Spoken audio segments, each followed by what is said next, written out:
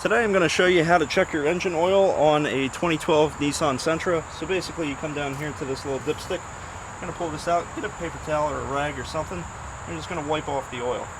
So what you're going to want is it to be between this dot and that dot, so the two holes in here. So if it's below this, it's low, and if it's above that, it's high. If it's low, there's generally a quart between low and high. So we're going to stick this back in. Take a look.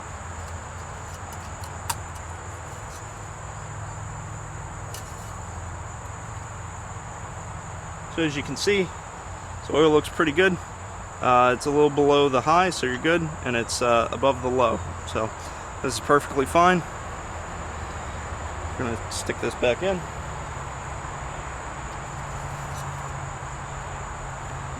If you like to watch easy to follow simple repairs for your car, this is a channel for you. Please subscribe. You'll find more useful content. Have a great day.